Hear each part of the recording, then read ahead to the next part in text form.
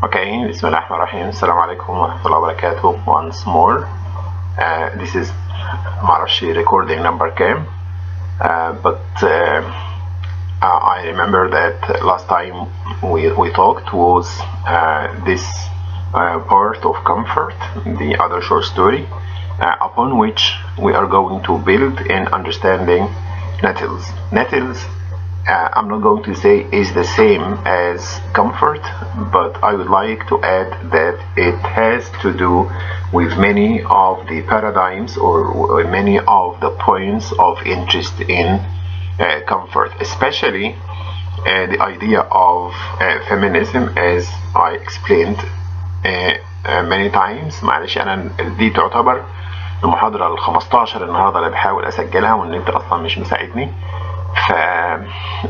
Pay attention to what I'm saying. If I repeat myself, I'm sorry for the repetition, but this could be our major point of departure when we read Nettles, عشان ما نبقاش بس lost، لأن هي برضو it's a big a long short story, not a brief one.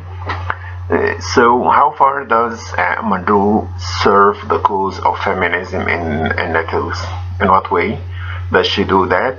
Building on what? What is her narrative structure? How does she give you the impression that she is supporting the cause of women in a subtle, smooth way? And I'm stressing subtle and smooth because some writers do it violently or roughly or abruptly. She does that consciously, of course, and she does it subtly and smoothly. And I am going to repeat myself again. Nettles is the title, and this is the plant. It's evergreen. It grows on the desert, and it's not very high, or it does not grow into a big tree. So if you compare, for example, this is مجرد يعني brainstorming. If you compare the love story between Nina the child and Mike the child to a plant like this, it has grown quickly out of the blue on the desert of their life, on the deserts of Canada, and it seems to have stayed at this stage. But does it ever grow very old and then die like all other plants? No, it's one of the everlasting or the long-standing plants. You might think that it is going to die, but it doesn't. So on a parallel note, in the same manner, you could say that the love that has taken place between the two children is just as short-lived at first sight as this plant, but it continues to live, at least in the heart of Nina, as she grows up and forgets all, or seems to forget all about this experience. We are misled into believing that she has forgotten, but she has not forgotten at all, and we will see this in the story itself. So there is much to say about the title. Does it have to do with children, the nature of children who are as green as this plant, who are as innocent and naive as this plant? Does it have to do with space and Canada, that Canada enjoys the presence of a large amount of space, which makes it possible for such plants to grow and makes it possible for such love affairs to grow between children in this manner? Does it also have to do with the nature of this relationship, which is a thorny nature? Thorny like this, it has thorns. It's not easy. It's green. Look at the leaves. The leaves are thorny. If you attempt to hold them in your hands, then they could bite you or they could injure your hand. So think of relationships between the plant, the title itself, and the content of the story.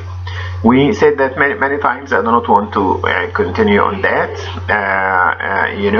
We have that stress on space اللي هو واضح من الخريطة زي ما احنا شايفين. Uxbridge, Ontario, Toronto, and then Vancouver. Alright. But I'm saying here that the writer, in addition to space, actually, she is, or we should actually be interested in the way she makes use of space in order to do what? To serve مرة تانية the cause of women. How does she make use of space to serve the cause of women? This is our point of departure in the short story. So, space versus love, or versus the development of Nina's character, or space versus life, or space versus feminism, or whatever. Versus space, you can read space versus Munro's idea of novel writing. As she said before, she looks at the short story as a house that begins anywhere and ends anywhere, and that has different parts leading to each other or to one another. So you could read space here in relation to lots of things.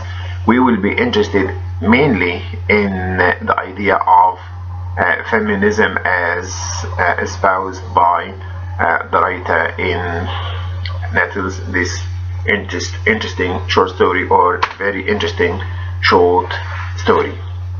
تمام. And alright, this is the picture of the man that she has. الجملة الأولانية في القصة: in the summer of 1979 I walked into the kitchen of my friend Sonny's house near Uxbridge, Ontario, and saw a man standing at the counter. الجملة دي has to be kept in mind because we will see it later on in the middle of the story. Because after this scene, after looking at the man at the counter making himself some food, we forgot all about that man. And what we have is just a detailed portrayal of various places the speaker contemplates, whether now or in the past, what happened between Nina the child and Mike the child. We seem to forget, I have not said we forget, no, we seem to forget altogether about the connection or significance of the man at the counter. 1 second, give me a second, please. We seem to forget about that man at the counter who has been forgotten or has not been talked about for a long time, who only appears in the first lines of the story. What one gathers from this is that space is given a priority over any other value in the story. So she moves from the man at the counter to her experience with space.